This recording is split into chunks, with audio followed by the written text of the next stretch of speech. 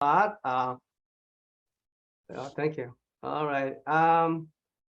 Okay. Good morning, co-banker George. Thank you for coming to the commercial meeting today. And as you know, we have a commercial meeting every third Wednesday of the month. And today you're in for a good treat today because I was able to invite a prominent attorney to come to talk to us about the commercial real estate. Now, not only once, not only twice, but 3 times. So today he's going to talk about the investment in an apartment, and next month he'll come back and talk about the retail and not the retail and shopping centers, and in November he'll come back and talk about the office building. And so by the time you finish these 3 sessions, you'll have a pretty good idea of what the most of the commercial real estate is about, and you'll be able to advise your clients accordingly. So enjoy.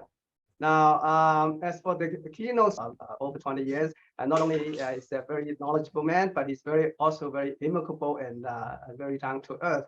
So when I have some complicated real estate issues, I usually call him up and pick his brain, and he's always nice enough to entertain my questions and answer them accordingly. And I was never disappointed by his answer. But sometimes when he get into the difficult questions, he'll say, Peter, hey, you have to think outside the box. Don't get fixated in winning the lawsuit, because sometimes winning is not the best solution. Maybe sometimes you step back and say, hey, let's settle this, and maybe it's more predictable and more better for both parties. I think that's a very good advice, David. Thank you very much. And as for his professional credentials and the achievement is all over the map. He is a frequent speaker before the Real Estate Professional Organization and State Bar, and served as the Real Property Advisors Committee of it, and served as the co-chair of the Real Property Law section of the State Bar of California for 2012 and 2013. And in 2017, he became the chair of the State Bar of California Commission on Judicial Nominees Evaluation, and that is a very important position in the Judicial Council. So that's quite an achievement for him. And in 2018, he was honored as the Attorney of the Year by the Small Firm and Solo section of the California Lawyers Association. And in 2021, David was appointed as a lawyer member of the Judicial Council, and that's a very honorable position as well. So in short, his credential is impeccable, and he's voluminous knowledge in commercial real estate. So without further ado, let's welcome David. Warm welcome, and thank you for the opportunity to speak for co-banker George again. I always enjoy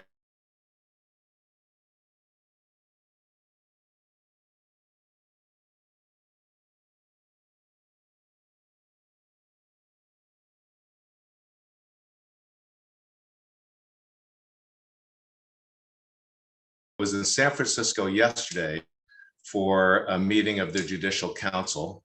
The Judicial Council is the policy-making body for our judicial branch, which oversees and in effect manages the court systems in all 58 counties of the state of California. It's chaired by the Chief Justice, Chief Tani Kantil-Sakaue, who you may have seen in the newspapers has decided not to seek re-election. And a new Chief Justice has been appointed, Patricia Guerrero, who, like Tani Cantil-Sakauye, has a very moving personal story. Both of them came from working class backgrounds.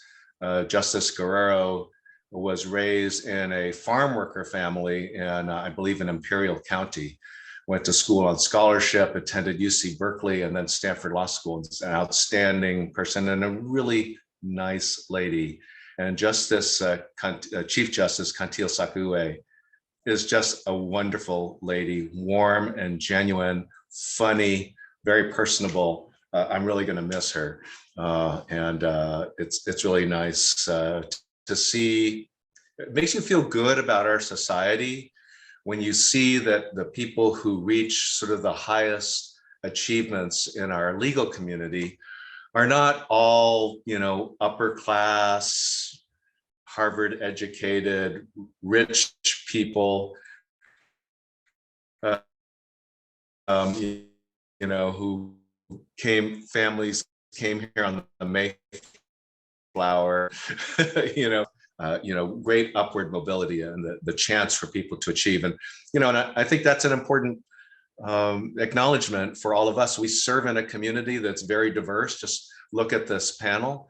We all come from someplace else. We all come from different backgrounds. We all have a different story, and we all have something to share and to make contributions to the society. And I think that's one of the really great things about the San Gabriel Valley is its diversity. So thank you very much. Why don't we get started? I'm gonna go ahead and share my screen and we'll get going with our PowerPoint. The thing that Peter did mention was that before I came to the practice of law, I was an investment real estate broker. I sold shopping centers, apartment buildings, office buildings, development land. I started in 1987 in a company called the Haynes Company, which had 6 offices in the Southern California area. When the market crashed in about 1990, I was recruited to go to Kennedy Wilson, which was on its way to becoming the world's largest real estate auctioneer. 3 years earlier, the principals of Kennedy Wilson had purchased the company. Their annual sales were $40 million. 1991, when I was at Kennedy Wilson, our annual sales were $885 million. And, in 2022 dollars, that doesn't sound like a lot of money, but in 1991 dollars, that was a ton. It was a 2,000% increase in our sales volume. And that's because the market had crashed. This was the age of the Resolution Trust Corporation. The savings and loans industry had blown up and had flooded the market with lots of real estate. We were selling like 400 homes in a weekend because the big developers were coming to us and saying, okay, I've got 3 tracts left in this development. There's 75 homes that are completed. There's 128 which are partially completed. There's 192 which are just in the sticks, and you're gonna auction them all off this weekend. And so we were doing that every weekend. But one thing Kennedy Wilson did not have a lot of expertise in doing was handling commercial. And we were liquidating a lot of REO portfolios for First Interstate Bank, Glendale Federal, a dozen other banks that don't exist today, and even 1 or 2 that do exist. And so they brought me in to be a project manager to liquidate portfolios for what was Glen Fed Development, which back in the good old days, there was Glendale Federal Bank, which actually was a savings and loan. And they had gone into much trouble.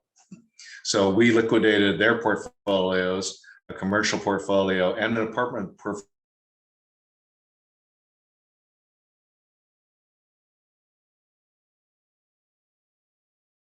So that was an interesting experience. And it was also really interesting, none of you have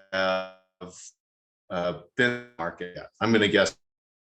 I don't have. If Edgar just shut me off because I was rambling on, Peter. Okay. Recording in progress again. Okay, thank you. Sorry for the interruption. No problem. I was saying that KW was interested in the real estate economy had melted down. And this was, being at Kennedy Wilson, 100% every month or two.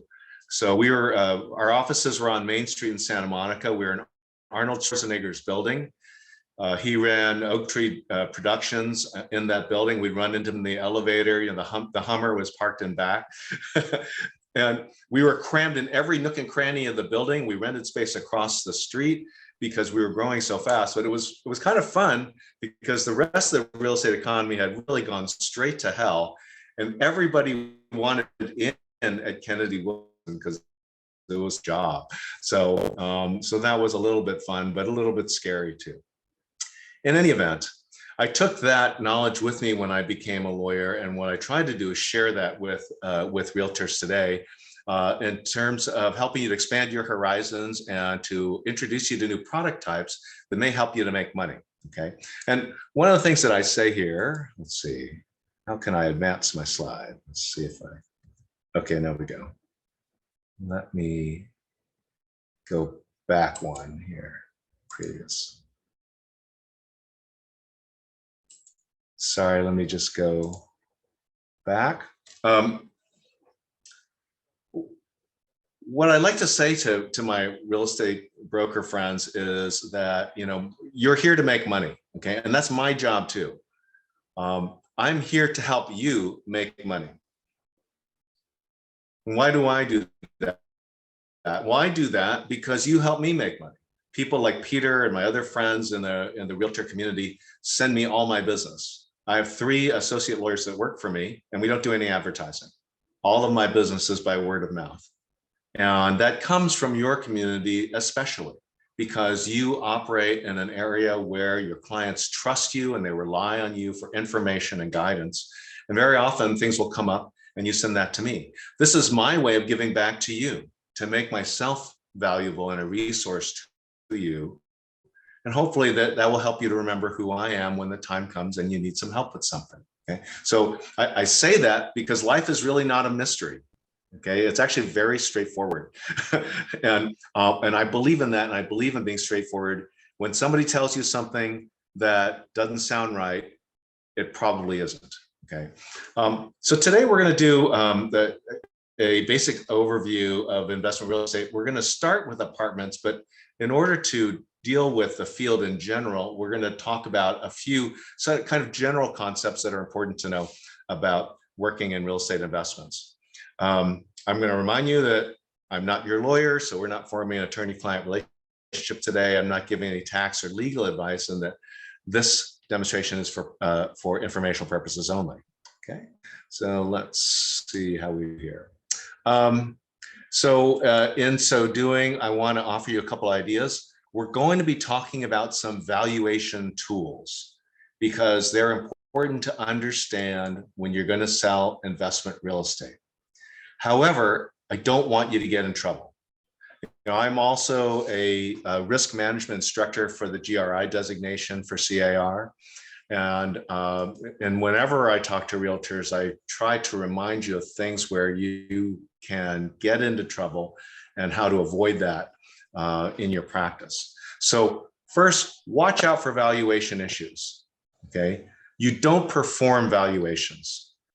Just like a single family home sale, you can do a comparative market analysis about a house, but you're not actually going to do the appraisal because you're not an appraiser.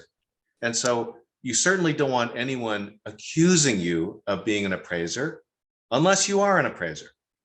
Because if you do a valuation, the question's going to come up, are you actually qualified to perform a valuation? And if your client relies on that, that could lead to a claim against you for negligence or even fraud. The other thing is that your E&O policy will not cover you if you do an appraisal for your clients or some kind of evaluation that looks like an appraisal. So it is okay for you to say things to talk about the client, talk about the value of a property and say, well, what do you think about it? And to make some observations. At this X gross rent multiplier, because the gross is Y, then X times Y equals Z. I mean, what does that look right to you? here's what some other deals look like that have occurred in that marketplace. And let's talk about that. But be very wary of performing an actual valuation or an appraisal. Okay. Did you notice that you could make observations like that? Okay.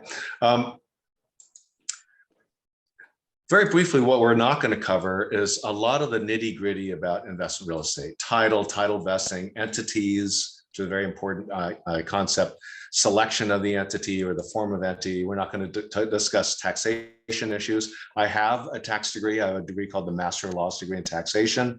That's enough to make me dangerous, but it does help me to issue spot things for clients. But you definitely want to avoid giving tax advice. You know, CAR tells you that all the time. We're only going to briefly talk about escrow or broker liability. And we're not going to cover in depth anything about disclosure duties and that kind of thing. This is really a nuts and bolts kind of examination of investment real estate. We're also not going to talk about valuation based on the cost approach. So you all remember when you take your salesperson's license, you get questions on the test that talk about the 3 approaches to valuation, right? You're the market approach, the cost approach, and the income approach, right? The cost approach, however, is generally disfavored, right? Because we know in Southern California that the cost of building a house has virtually nothing to do with what it's actually going to sell for, right? That's why flippers can make money, because it might cost $50,000 to totally rehab the house and they'll make a $300,000 profit. So it's generally not relevant to anybody who's going to buy an apartment building or an office building. Okay. The other thing I want to say is, look, you know, I'm making some observations about my experience in real estate, you know, after 30 something years in the real estate market. Now, you know, we're sprinkling in nuts and bolts about real estate investment activity, but, you know, everybody has a different way to approach this business. Okay. So I'm not saying my way is the right way or the wrong way or the only way. You know, if somebody else says, that's crazy, I never do that, then just laugh and say, ha, you're right. You know, everybody does this a little bit differently. So, and don't blame me if you hear stuff from me that you never heard from anybody else before, or if it's different from what you heard from other people in the past. Okay. So we're going to talk about things that are really kind of also in the center of the market. We're not going to talk about strange or obscure topics because they're just not really a good use of time for this kind of a meeting. So, you know, what I'm thinking what we're going to talk about is stuff that is more likely to cross your desk. Okay. You know, could someone tell you, you know, I want you to sell my windmill farm and the, you know, the Inland Empire? Yeah, they could do that, but it's probably not going to happen. Okay. So we're not going to talk about that kind of product, even though arguably it falls within the purview of an investment real estate discussion. Okay. Okay. So briefly, in terms of commercial real estate and investment real estate, you know, the basics of the transactions are pretty much like other transactions. You've got a seller. You're going to have a listing process or an unsolicited offer. That's more and more common today, much like the residential market. I have clients in the West Side where, you know, in the upscale parts of town like Brentwood, Santa Monica, Beverly Hills, and very often those deals are track shoe deals. They are not controlled deals. It's just what's happening now. It's very competitive. The house is selling for $25 million. You know, there are people who just won't list it for that. Okay. So, but otherwise, the process itself is very similar. With apartment buildings, it's very common to not have actually a listing. It's not what your broker will recommend. We want to see you control the inventory, but it's common. And therefore, your offer may be completely unsolicited, or it may be an off-market deal. Very common. A buyer's located with or without a broker. An escrow is appointed. There's a title company selected to ensure the title. There's a lender if there are loans involved, and there's an escrow closing. So just like the anatomy of any kind of residential real estate transaction. Okay. So what's different? Well, what I'm going to say here is really a lot more pertinent to what we call leased investments, which are not apartment buildings. Okay. But but they still apply to apartment buildings. And that is that with an investment real estate transaction, you have a lot more what I call third-party involvement. It's not just the buyer and seller. You know, when you're buying a 4-bedroom home in North Arcadia, you're really just talking to the seller, right? So is there anything to disclose? Did you hire any unlicensed contractors? Is any work done here without permits? Is there anything that requires consistent repair? You know, did you hire a lead paint certified painter? You know, things like this. So this is just you and the seller as the broker representing the buyer, or as the agent representing the seller, investigating the transaction, getting ready to prepare the TDS, getting ready to market that property. Those are the questions that you're asking. But when you're talking about investment real estate, you have, by definition, you have third parties, namely tenants. Maybe not just tenants, but certainly tenants, because that's where the investment comes from. People are paying money, right? That might sound obvious, but it's an important point to make about why it's different, and the fact that you have a lot more moving parts in that transaction.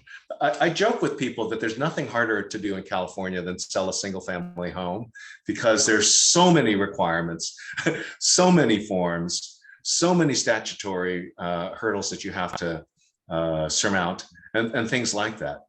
But the truth is about investment real estate is that it can be complex because of the interaction of these third parties and the legal documents that arise with those relationships. So because of that, there are heightened due diligence needs on your client's part, if that's a buyer. And it heightens the need generally for counsel and care.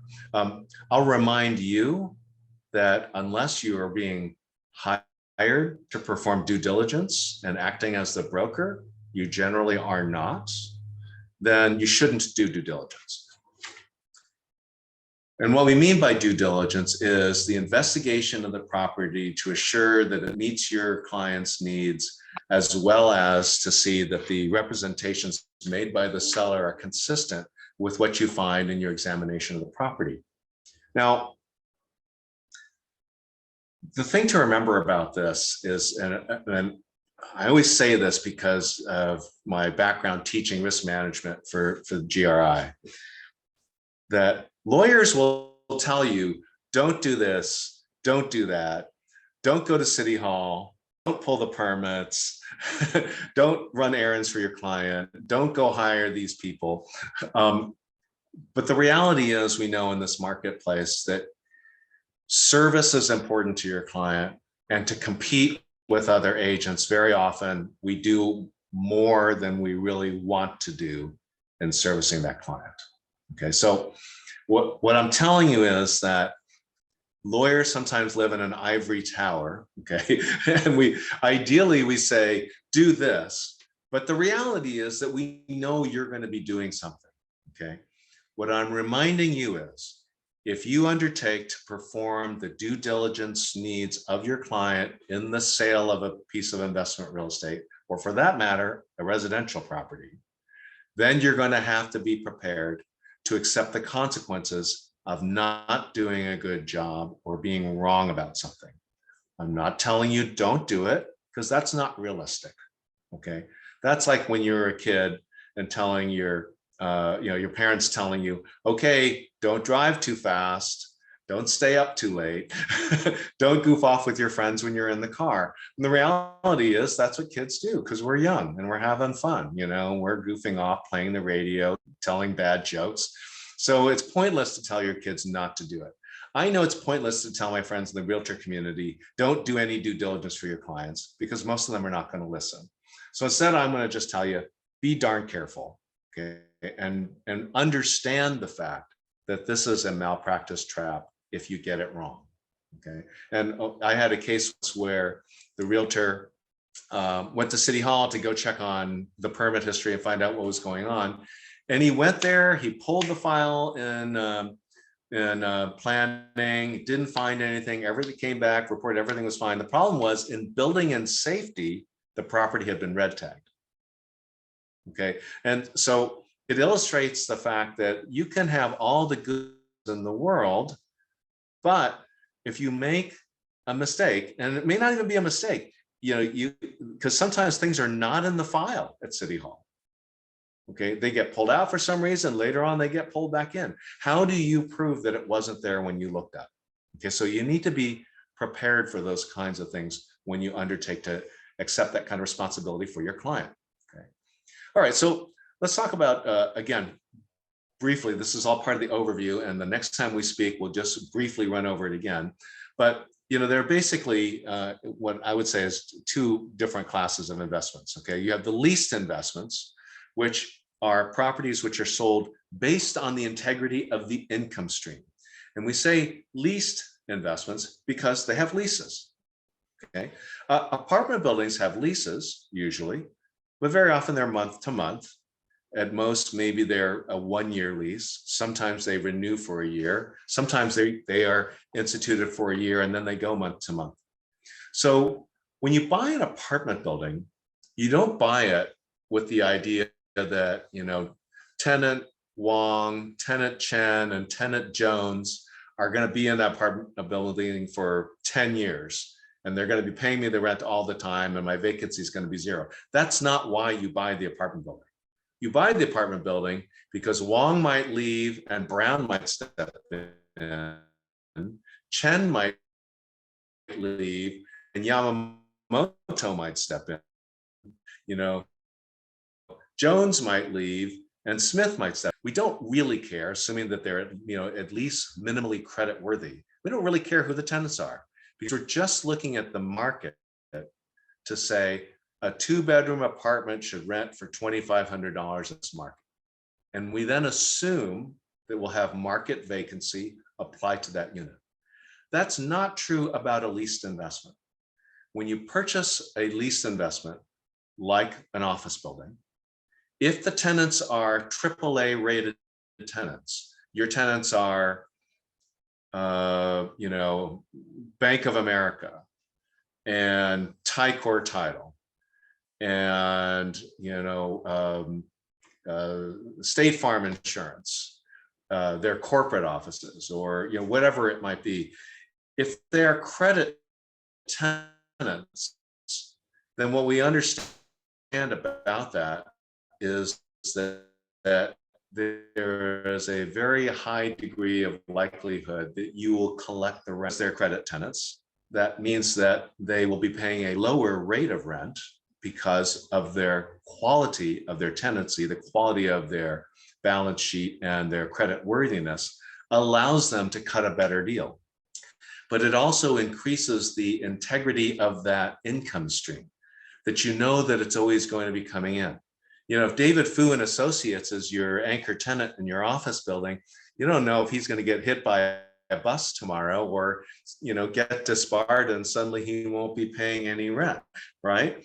So that is a more common kind of a tenant. You're not going to be banking on the fact that that person's going to be there more than the 5 years of his basic lease. And so you're going to look at different issues in a lease investment, and we'll talk about that a little bit more next time. I'm just trying to draw the distinction now between leased investments and what are basically apartments and things that look like apartments, a self-storage facility, a mini storage, motels or hotels. They all act like apartment buildings in the respect that we don't care who's there.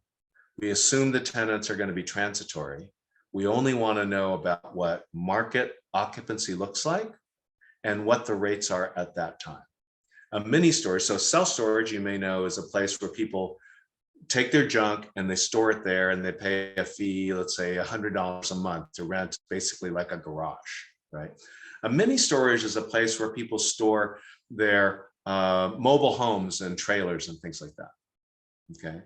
Motels and hotels generally have an occupancy rate. It's much lower than apartment buildings because it's transitory. But depending on the market, depending on the economy and so forth, you will know that the general occupancy rate in this hotel is, let's say, 45% or 50%. And based on that, we can make some observations about value. Okay. So in that regard, they're like apartment buildings. The numbers will change because they're on different markets and they have different assumptions, but they act the same way. There's another general concept that to know, as sort of beginners in investment real estate. And that's this idea of what is called the investment pyramid. Okay. The concept of the investment pyramid is that, it's lonely at the top. Okay. There are fewer people at the top and more people at the bottom. And what we mean by that is that if you're selling an apartment building for $500,000, there are a lot of people who are potential buyers for that property. And because there are a lot of people who are potential buyers for that property, there's a lot of competition. And so the buyer of that property at $500,000 for an apartment building understands that his rate of return will be lower because it's a competitive product. A lot of people want to buy it. If, on the other hand, you're selling a $75 million apartment building, there are relatively few people who are going to purchase that product. Generally, real estate investment trusts, wealthy individuals, stuff like that, right? And so because of that, that investor has less competition. And as they have less competition, in effect, their rate of return generally rises because they are savvy investors. They won't buy it if it's overpriced. And therefore, they generally can make a better deal. If you control more money in that market, you will generally do better there than other places. It's why the rich get richer and the poor get poorer, okay? But the other thing is that as you move up that investment market scale, you have more power to negotiate. You have more power to negotiate with lenders, with title, with your lawyer, and so on, okay? And it's just something that's important to remember because you will have clients who say, like, tell them I want this, make them do this, make them do that. And you say, you're trying to buy a triplex for $400,000. They had 23 offers. Offering them 70% of the listing price is just not going to get you anywhere. And we all understand that. We all understand that in the residential market too, right? That a $600,000 home in San Gabriel is going to have a lot more competition for sale than the $6 million home if it exists in San Gabriel, in Arcadia or San Marino, right? So it's not a strange concept, but it's still one that's important to remember and to understand about the investment market as well. Okay, so let's talk about apartments. Apartments are kind of the entry-level investment for real estate investors, right? Some people will buy single-family homes. They're also good investments. But apartment building purchasers, apartment building owners are sort of assumed to be less sophisticated than office building or shopping center owners. And probably the hierarchy is, apartments on the bottom, shopping centers next, and office buildings next. The reason for that is because apartment building is relatively simple to operate. There's an old joke about sailboats that the happiest days in the life of a sailboat owner is the day he buys it and the day he sells it. Okay. Apartment buildings are like that. When you own a shopping center, you don't usually get a call in the middle of the night from somebody screaming at you saying, my toilet is stuck. But if you're an apartment building owner and you manage your building yourself, that's a routine occurrence. Something is leaking. I don't know what's going on. I smell gas. Come over here right away. All these kinds of things. And, that doesn't happen to you in retail because, of course, nobody's there overnight, for one thing. But for another thing, if the toilet gets stuck there, unless the boss is there or the owner of the business or the manager, a lot of time they don't do anything about it. So, and they're also responsible to deal with it themselves. So what you find is that apartment buildings are easier to manage, but more of a headache. Okay. It's a headache business. And, I think all of us know that we know what a headache business is because the real estate is a headache business. Operating history of the property is less important for underwriting purposes. What's more important is whether the owner has any experience operating the property. you can make money because you can buy a building from somebody who doesn't know what they're doing. So the fact that the building is poorly managed today is actually a blessing. It doesn't mean that there's something wrong with the building. It means there's something wrong with the owner. Okay. Expense and vacancy exposure is less than what we see in leased investments. And finally, there was I always use this example for like 11 or 15 years. I forget how long. There used to be the Dulux paint store on Main Street in Alhambra. And it was, I don't know if you remember this, it was on the south side of Main Street. The cross street is like El Molino, or I forget which one. And it was vacant for like 15 years. I remember driving by it all the time and it was always vacant. Now I forgot who's in there. There's somebody finally there. But it illustrates the point. You know, if you have an apartment building and an apartment is vacant for 15 years, you're not trying to rent it. You've taken that unit off the market, right? If you have an apartment and it's vacant and you want to rent it, you put an ad in Craigslist or a sign in the front. And within a day or two, especially in this market, you have people interested in renting that space, right? If the economy is a little bit tighter, if the vacancies are a little bit higher, you have a choice. You know, if you're renting that apartment for $2,000 a month, you could say, well, you know, I've had it vacant for 2 weeks. I'm going to reduce the rent to $1,800, and then you can get it rented. So it's really within your control in an apartment building to control vacancy. But very often in an office building or in a retail center, you just can't find somebody who wants it. It's too dependent on the economy, what's going on, the configuration of the space, interest rates, you know, a lot of other things that are really kind of beyond your control. You can't really give it away for reasons I'll explain later. So you just end up with a lot more exposure as the owner of that property. And therefore, it requires somebody with deeper pockets to own a shopping center or an office building, because they could be stuck with some vacancy there for a long time, as well as tenant improvement costs. Okay. With apartment buildings, as I said a little bit earlier, the income analysis is really based on market assumptions instead of the leases, because again, we don't care who lives there, right? So we don't look at the leases so much. And with apartment buildings, because you have more people in that marketplace, there's a wider variety of valuation indicators used. So, you know, some people look at it, they'll say, okay, I only look at the GRM, gross rent multiplier. Others who are looking at differently own a lot of units, look at cost per unit. Another issue that you want to look at is cost per square foot, cost per rentable square foot, which is sometimes substantially different. A friend of mine used to use cost per bedroom, okay, because you have something called unit mix. Are they threes, twos, or ones? Are they 3 2s? Are they 3 3s? And so on. Okay. And then they'll also use capitalization rates, cap rates, although that's much more commonly used in leased investments. They are used in apartment building evaluation as well. Okay. Any questions right now? This is always a lot of data, and I just want to see if anybody's paying attention or okay, I'm going to just keep going then, Peter. Okay. David, I do have a question at this point.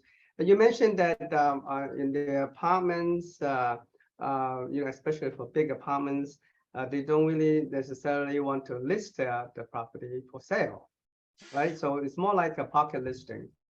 In that case, you cannot put in the MLS because you don't have a listing agreement.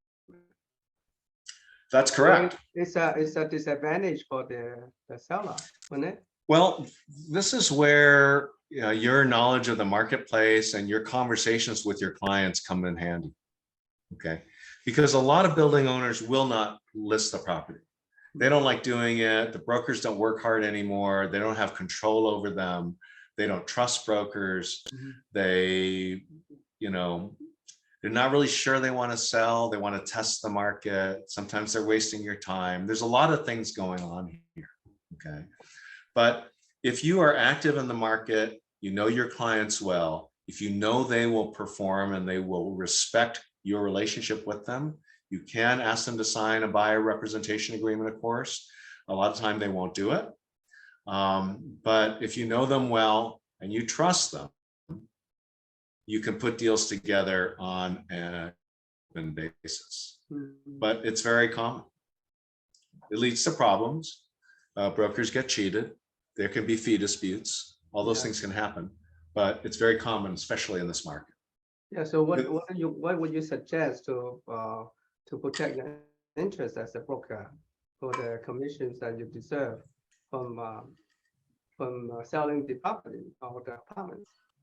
Well, you really don't have a lot of protection. Again, you can ask for a non-disclosure agreement from your client or a buyer representation agreement. And before you are willing to expose them to the property.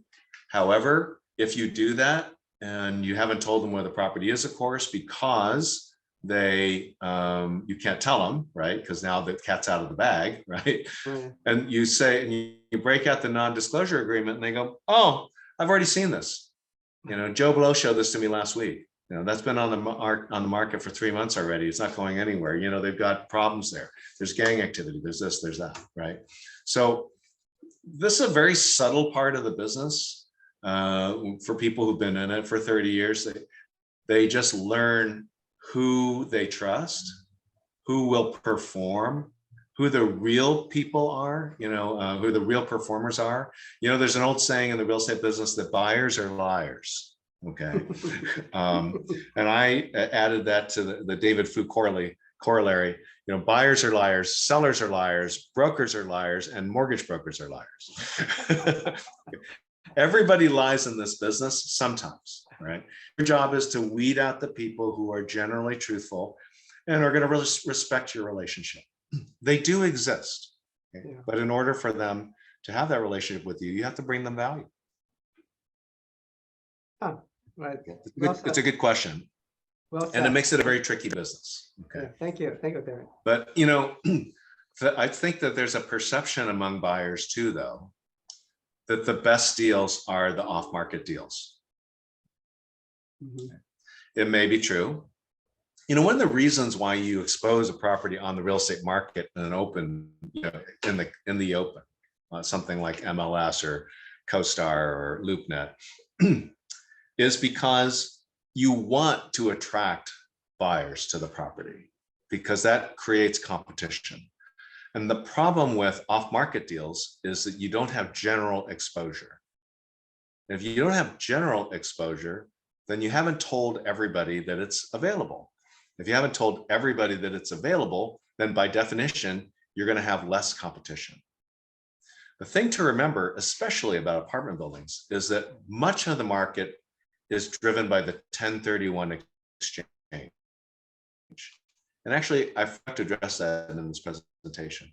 But the Internal Revenue Code section 1031 exchange is the last great wealth building tool available to us under the tax code. And what it says is that you may sell like-kind real estate and purchase, you may sell real estate and purchase like-kind real estate and defer taxes on gains of that sale until some eventual disposition of the property. So if you bought a building for $1 million, but now it's worth $10 million, and you sell it for $10 million and you buy a building worth $20 million, you end up taking the old tax basis with you so that someday you'll have to pay on the gain from $1 million when you sell that property. But if you die with it, you won't have to pay it at all because the property will likely receive a step up in tax basis and your heirs will be able to sell the property at fair market value without realizing any income tax. They might have a state tax, and nowadays that's very rare too because the estate tax limits are so high, but you won't pay any income tax. And that is huge because you can also refinance the property, take out $5 million and buy another property without triggering tax. You do have another tax problem. You have now you have debt exceeding basis, and that potentially could again raise more gain issues for you when you eventually sell the property. But in the meantime, you're making a lot of money and you're making it with Uncle Sam's money. because the capital gains taxes on that's going to be somewhere around 30-35%, something like that. And you know, on a $10 million gain, you're talking about a lot of dough. And so in effect, you're borrowing it from Uncle Sam, leveraging it, buying more property and making even more money. And if you're lucky enough to die with it without selling it, then you've cheated the government completely. Okay. So because the 1031 exchange, so you sold something and now you got to find something to buy. Okay. And very often that creates time pressure, because under the rules of the 1031 exchange, you only have 45 days to identify the replacement property and 180 days to close that transaction. And then there are 3 different rules regarding what you may identify. You can identify a single property, you can identify up to 3 and close on 1. You can identify up to 10, but then you must purchase at least 3 of them. And then there's another one, I forgot what it is. It's where there's an allocation. I think it's 10% per property, something like that. So there's there are different rules about that. But because of that, when you sell something, it's like musical chairs. Quickly, you need to look for another chair to land on. Otherwise, you're going to have to pay the tax. And so if you're desperate, then you're likely going to pay a little bit more for something. And that generally is what happens, is people pay on the replacement. They I don't want to say they overpay, but they don't get a screaming deal on the replacement property because they weren't ready. I mean, you had to buy that property when it was available. Occasionally you luck out. Okay, but that means that that the guys and gals who are selling the property in an off-market deal, they may not get exposure to those desperate buyers needing a 1031 replacement property. Okay.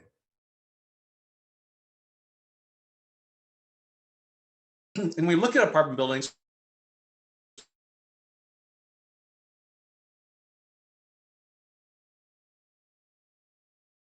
These are your considerations to people. Location, area demographics. What kind of market is it? Is it an upscale market, you know, a blue collar market, a middle class market? You know, each building has different qualities, and you may look at them in different ways. There's something called the unit mix. You know, assuming it's a multiple unit building, you know, what is it comprised of? Is it 20 one-bedroom apartments? Well, that's a headache. That's almost like running a motel. Okay. Is it a 20 unit building, but 4 of them are 3 bedrooms, 10 of them are 2 bedrooms, and 7 of them are 1s? Well, that's pretty good, because you're now appealing to different types of tenants at different parts of the market, and you'll have some diversity in that building of the kind of user you'll have. Okay. Are they big buildings or are they small buildings? Are they master metered, meaning there's only a central meter for the utilities and the landlord is paying for the utilities? Or are they all separately metered? And generally water is master metered, but gas and electricity are usually separately metered, except for the hot water, the gas to heat the hot water tank, that's usually paid for by the landlord. You know, does the building have a lot of amenities? Is it their security? Is there secured parking? Is there a doorman? Is there covered parking? Is it tandem parking? People hate tandem parking. If you don't know what that is, that's when you have to park 2 cars, one in front and one in back. Is there adequate parking? You know, do you have other facilities like a tennis court, a spa, a swimming pool? Is there laundry on premises? You know, is there valet services in real fancy buildings? So all of these things are different from building to building, of course, and they're going to make a difference in terms of what the market assumptions for that property are and the kind of buyer you're going to have, and certainly what you're going to pay for it. Okay, so now let's talk about the capitalization rate quickly, because this is an important concept when we get to lease investments. But again, apartment building owners use it for apartment buildings. The capitalization rate is derived by taking what's called the net operating income, or NOI. Okay, and then dividing it by the price. So it's expressed as a fraction. NOI divided by price equals the cap rate. You see that in the 3rd line. Okay. Price is the proposed price of the actual. You can manipulate these numbers by taking NOI, dividing it by the cap rate. That will then give you the price. So you can back into the number either way by moving these variables around in the fraction. You can check your results by saying, am I getting the big number or the little number? Okay, am I getting a fraction? Am I getting 0.065? Okay, well, that's going to be the cap rate, right? And that's a very high cap rate, by the way, nowadays. Okay, if I get $4,020,250,000, well, I think that's probably the price. Okay, but it sounds stupid, but I always like to do that. Make sure I did the math right. I used to joke with people that I was the first Chinese guy you met that was bad at math because cap rates, multipliers, and stuff like that. Because if you look at it long enough, you realize that there's a logic to it. Okay. So why do people use the cap rate? Well, the most important thing is that there's the key difference between lease investments and apartments, because generally lease investments have the tenants paying for it, some, if not all, of the expenses. Whereas in apartment buildings, landlords usually pay the expenses. You're paying for the property tax, you're paying for insurance, you're paying for common area lighting, you're paying for maintenance, you're paying for upkeep, all of these kinds of things. You're paying to put a new roof on, to paint the unit, all this kind of stuff, okay? In apartments, tenants only pay for their utilities. Okay? They don't pay for the common area utilities, except as part of their rent. So because of that, what a cap rate does, because we're basing the value, the derivation of that number on the net operating income. Net operating income is the gross operating income after we've subtracted the costs of the operation of the property and vacancy. So in effect, what we're looking at is we're saying, how much money is the owner actually going to get once they paid all their expenses?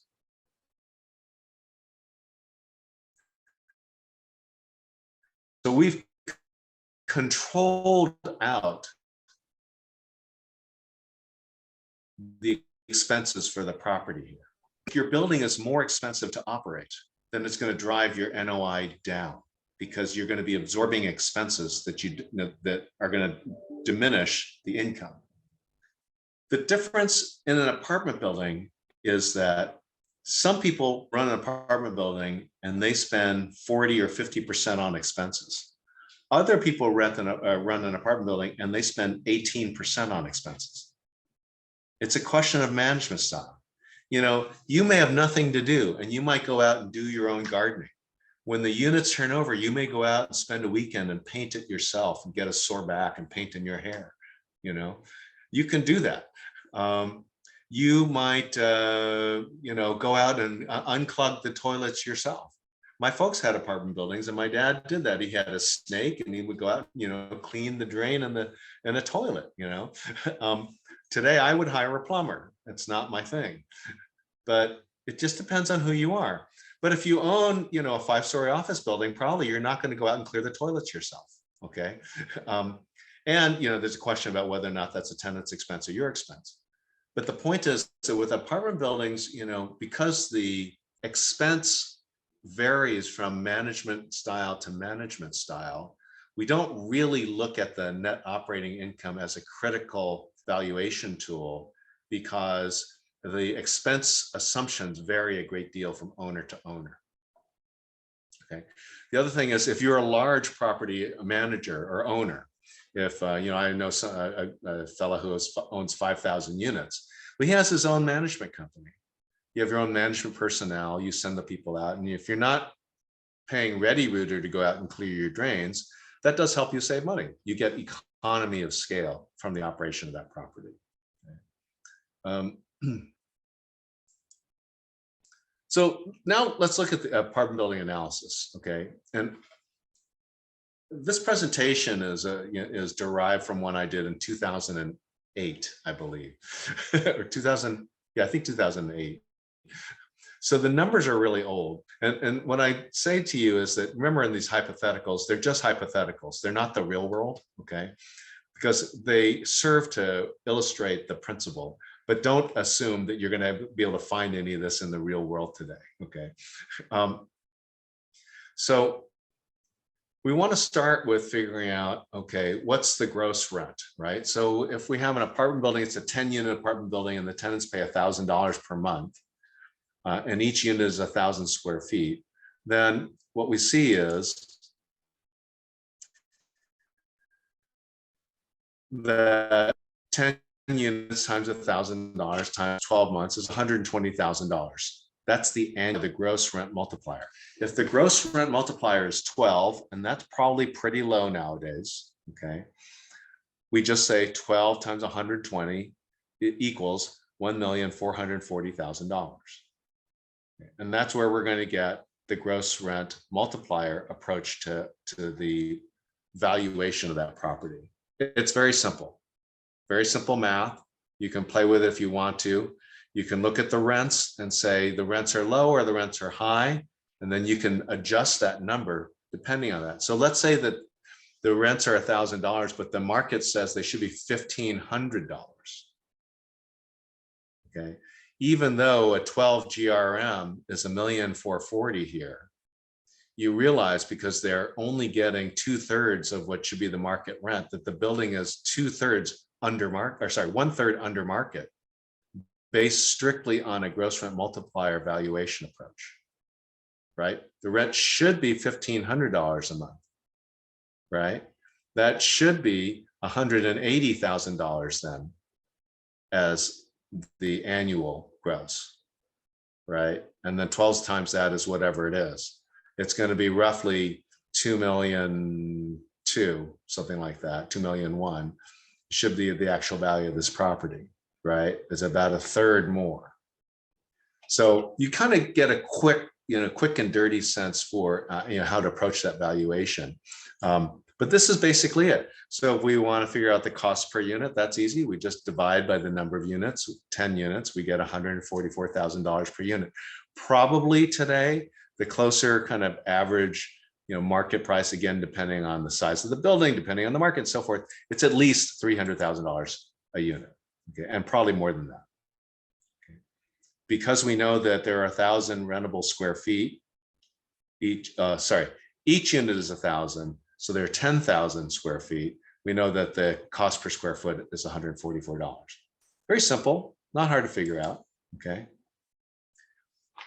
If we try to apply numbers to this in order to derive a capitalization rate, we have to arrive at the net operating income.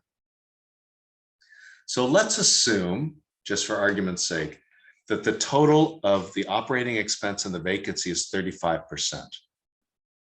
So we subtract 35% from 120,000 and we get $78,000 as the net operating income. We're then going to plug that in here. We see here we've got 120,000. We had 5% vacancy. We had total income at 136,800.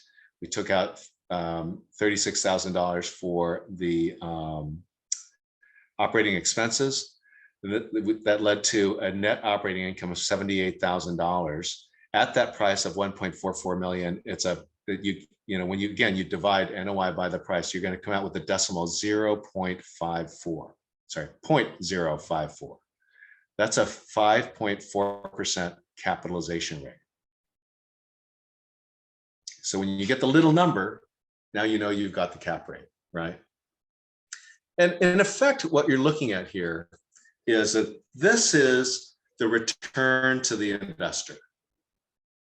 Okay, it's not cash on cash return, which is another way to look at it. You look at what the actual cash flow is, you look at the amount invested, you divide one by the other, and you get a cash on cash return. That'll be a little higher. Okay, but you are getting what is based on the value of the property. You are getting an idea of what the annualized return is. One of the reasons why the capitalization rate is used is because it controls out the question of the cost of funds. You see in this analysis, there is no discussion about debt service. You assume that the owner has that much equity in the property and in effect that they paid cash for it. Cash on cash return requires for you to look at debt service, subtract the amount of the debt service from the net operating income, come out with a, with the actual cash on cash return, and you divide that number by the down payment, and you'll get the cash on cash return number. But because you're deducting out the debt service, you get a different result from property to property, market to market, this month to last month. Today, I think the Fed is announcing another rate hike. So you get much more variability because of the cost of funds. Okay. Let's move on. Running out of time. So we talked about other types of what I call apartment style investments, self-storage facilities. They require some unique management skills. There's student housing, senior housing, hospitality housing. Mobile home parks are like apartment buildings without the building. They're unique too, often very desirable for some places. Usually very stable. Usually vacancies are very, very low. People don't move unless they die, typically.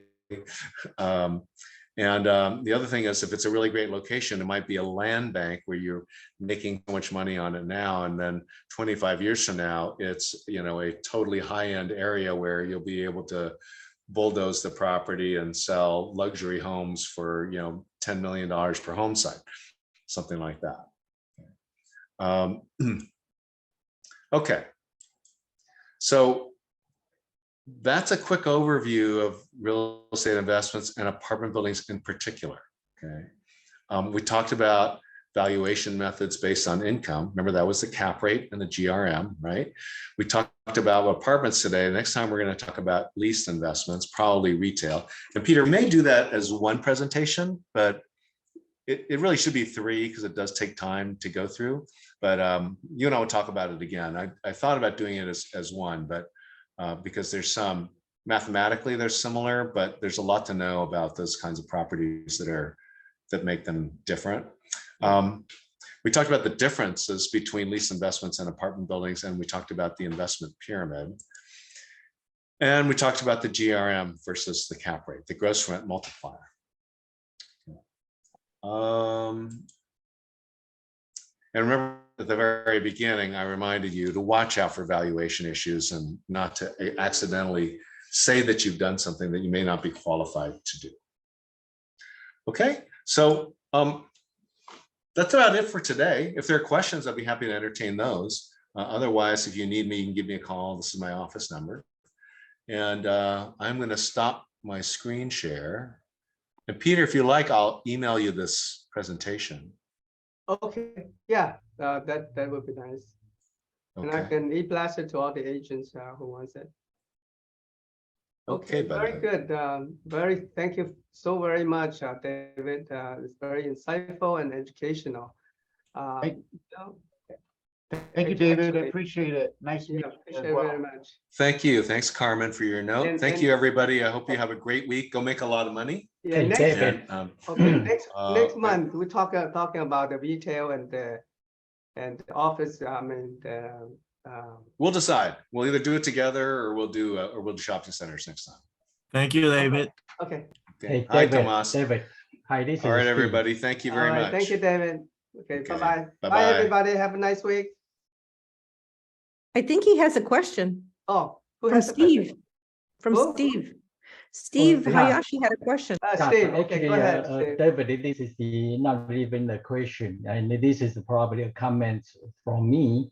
Last time I have an argument with one agent regarding how to do the calculation of a cap rate. One of the important issues is the property tax. The property tax, from my understanding, when you are calculating the cap rate, you have to use the new purchase price, not the existing value. And the agent argued with me, so no, you have to use the existing value. So, Steve, I always say you're always right. So, and by the way, about that, so, right? If the buyer is buying the property and they're going to have, of course, Prop 13 escalation of the property tax rate, then you really have to look at the new property tax amount, decide who's going to pay for it, and then calculate the net operating income based on that, right? If it's a true triple net investment, then, you know, hopefully the tenants are going to pay for it. Very often there are traps there, though, as we know, and we'll talk about more next week about whether or not there are expense stops in the lease, and so that you can't pass through those expenses to the tenant. Okay, but strictly speaking, if it's straight triple net and you're pretty sure everybody's going to pay the rent escalation, then it doesn't matter really whether it's before or after sale. But if there's a component of the property tax where the buyer is going to be absorbing a portion of the property tax and not have it reimbursed by tenants, then I would argue that you have to look at it from the buyer's perspective, because what do I care what the seller did? I only care what I'm going to get. I'm not buying the seller's performance. I'm buying my performance. And so, you know, I have a true apples to apples analysis amount that I'm going to take out of my pocket. Precisely. Oh, just Steve, you're always right. You're always right. They tell you never trust attorneys. Okay, now you're wrong. You're wrong. Anybody else? Anything? Any more questions? Well, thank you very much, everybody. Really appreciate seeing you online today. And David Yoon, nice to see you too, even though I didn't see you. You all take care and stay safe. Bye-bye. Or as the Chief Justice says, stay negative. And then we'll see you next month. Okay. Bye. See you, David. All right, Thank you take so care, much. everybody. Thank you. Okay, bye-bye. Bye-bye.